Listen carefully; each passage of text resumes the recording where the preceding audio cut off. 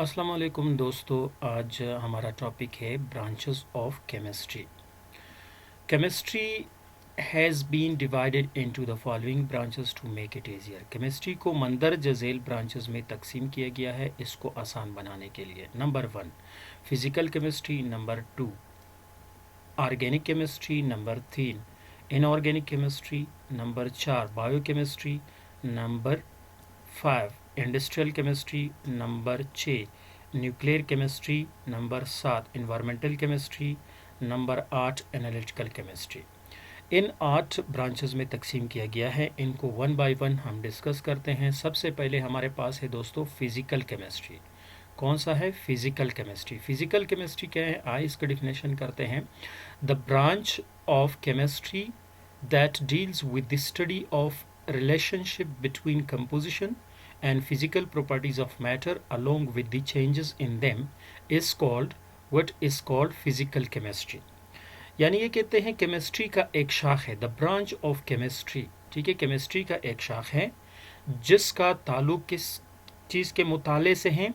Relationship between composition and physical properties of matter.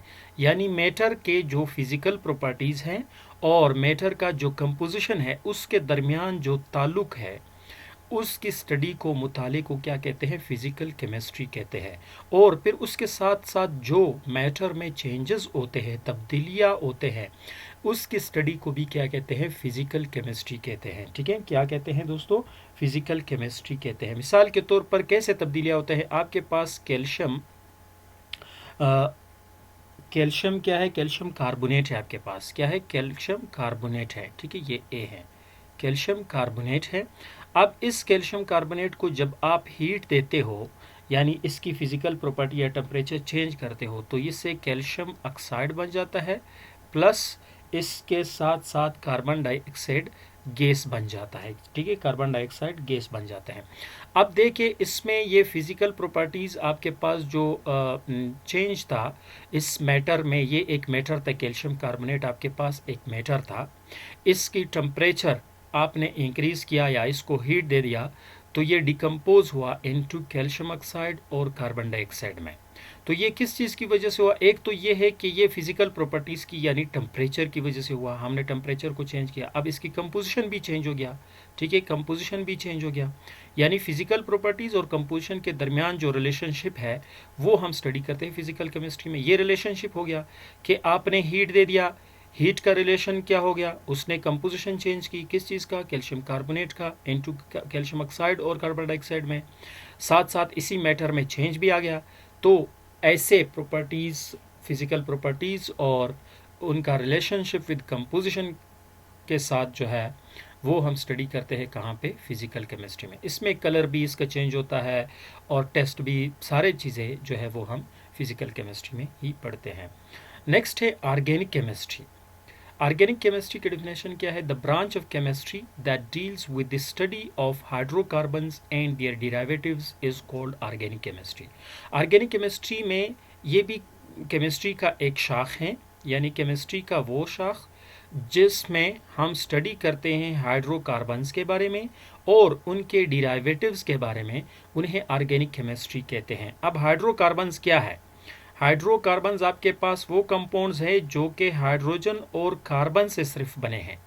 Hydrogen और carbon से बने हो, इन दो एलिमेंट्स से बने हो, उन्हें हाइड्रोकार्बन्स कहते हैं। फॉर एग्जांपल आपके पास CH4 है, ये हाइड्रोकार्बन है। ठीक है, और C6H6 है, बेंजीन जिसे कहते हैं, ये भी हाइड्रोकार्बन है क्योंकि सिर्फ हाइड्रोजन और कार्बन से बने हैं। तो ऐसे कंपाउंड्स को हम कहाँ स्टडी करते हैं? ऑर्गेनिक केमिस्ट्री में। एंड दियर डिराइवेटिव्स। अब डिराइवेटिव्स क्या है? जो हाइड्रोकार्बन से बनाए गए हैं। मिसाल के तौर पर यहाँ पे CH3 है, ठीक है, और एक क्लोरीन अटैच हो गया तो मिथाइल क्लोराइड। अब ये मिथाइल क्लोराइड क्या है आपके पास? ये डिराइवेटिव है किसका? ये हाइड्रोकार्बन्स का डिराइवेटिव है। CH4 से एक हाइड्रोजन रिमूव करो, उसके जगह पे क्लोरीन लग जाता है, तो ये आपके पास क्या बन जाता है? डिराइवेटिव बन जाता है हाइड्रोकार्बन्स का। तो ऐसे कंपाउंड्स का स्टडी हम कहाँ पे करते हैं? ऑर्गेनिक केमिस्ट्री में ही करते हैं। ठीक है, inorganic chemistry deals with the study of all elements and their compounds, all elements and their compounds, ठीक है, इसका स्पेलिंग गलत है, and their compounds except hydrocarbons and their derivatives. यानी ये कहता है कि इनऑर्गेनिक केमिस्ट्री भी केमिस्ट्री का एक शाख है जिसमें हम तमाम एलिमेंट्स, ऑल एलिमेंट्स, जितने भी एलिमेंट्स हैं उन सब को स्टडी करते हैं और उनके जो कंपाउंड्स हैं वो भी स्टडी करते हैं, एक्सेप्ट, इलावा किस चीज़ के, हाइड्रोकार्बन्स और दियर डेरिवेटिव्स।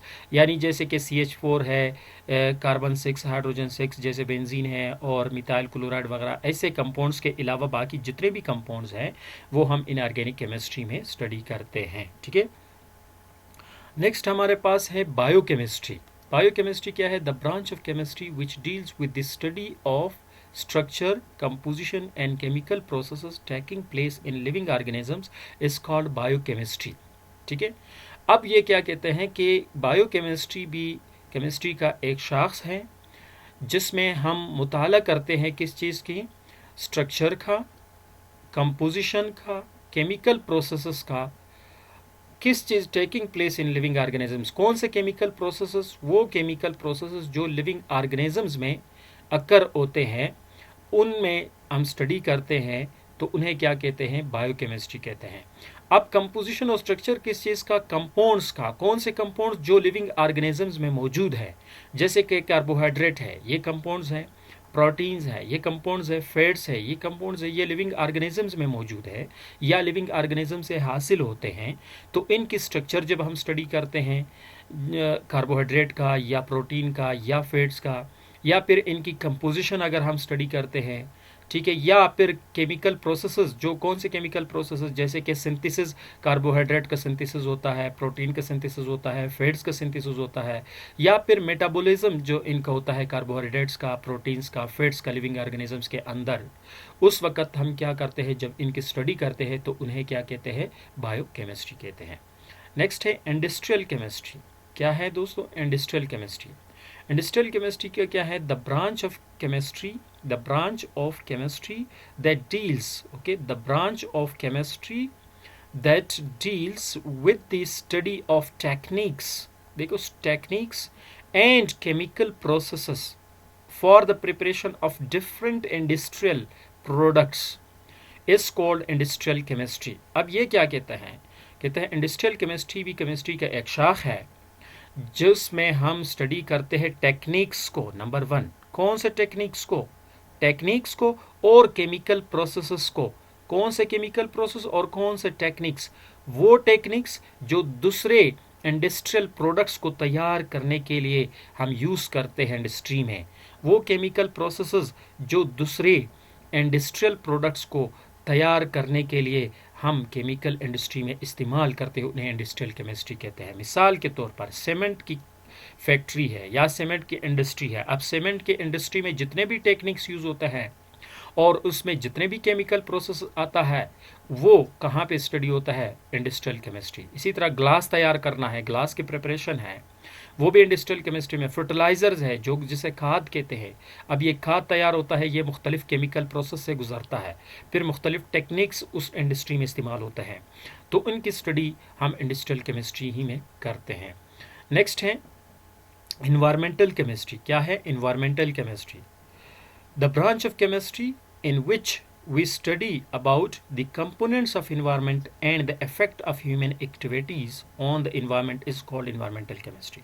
यानी environmental chemistry में हम किस चीज़ को स्टडी करते हैं, components of environment, number 1, number 2 effects of human activities, यानी इंसान की जितनी भी एक्टिविटीज़ या सरगर्मियाँ हैं उनका जो environment में माहौल पे इफ़ेक्ट है उस पे क्या कहते हैं, इन्वायरमेंटल, उसकी स्टडी को इन्वायरमेंटल केमिस्ट्री कहते हैं। मिसाल के तौर पर कहीं पे कोई फैक्ट्री लगी है, उस फैक्ट्री से कोई फैक्ट्री लगी है मिसाल के तौर पर, ठीक है, अब इस फैक्ट्री से आप काम करते हैं, इस फैक्ट्री से जो वेस्ट्स है ये वेस्ट हम फेंकते हैं, कहीं पे भी फेंकते हैं। अब इस वेस्ट्स का यानी फालतू अशिया का जो एक इन्वायरमेंट पे इफेक्ट है, इनको हम स्टडी करते हैं कहाँ पे, इन्वायरमेंटल केमिस्ट्री में। और उसके बाद है न्यूक्लियर केमिस्ट्री। न्यूक्लियर केमिस्ट्री नाम से जाहिर है न्यूक्लियस के साथ इसका ताल्लुक है। The branch of chemistry which deals with the study of nucleus, changes occurring in the nucleus, ठीक है, changes occurring in the nucleus properties of the particles present in the nucleus and the emission or absorption of radiation from the nucleus is called nuclear chemistry. यानी nuclear chemistry का ताल्लुक कहाँ से है? इसका सिर्फ और सिर्फ ताल्लुक किस चीज़ से है? न्यूक्लियस से इसका ताल्लुक है। Study of the nucleus of an atom, आसान अल्फाज है। Nuclear chemistry was the study of the nucleus of an atom. किसी भी एटम की न्यूक्लियस के स्टडी को क्या कहते हैं? Nuclear chemistry. अब न्यूक्लियस में क्या होता है?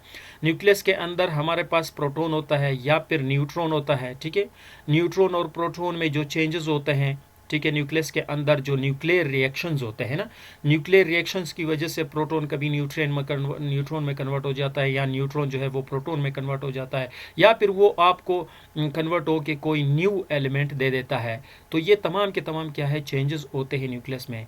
और particles present in the nucleus, nucleus के अंदर प्रोटॉन मौजूद है, न्यूट्रॉन मौजूद है, इनकी प्रॉपर्टीज जब हम स्टडी करते हैं। एंड द इमिशन और observation of radiation from nucleus, कभी कभार न्यूक्लियस से जो है वो रेडिएशन कभी न्यूक्लियस ऑब्जर्व करता है, कभी इमिट करता है, ठीक है। तो उस वक़्त इनकी स्टडी जब हम करते हैं तो क्या कहते हैं? न्यूक्लियर केमिस्ट्री कहते हैं। इसी तरह एनालिटिकल केमिस्ट्री है। Analytical chemistry the branch of chemistry that deals with the quantitative से मुराद क्या है? ब्रैकेट में हम लिखा है अमाउंट, जब हम किसी भी मैटर की अमाउंट देखते हैं या उसकी नेचर देखते हैं। एंड क्वालिटेटिव से मुराद क्या है? टाइप या काइंड के, किस किस्म का मैटर है। Analysis of matter is called analytical chemistry.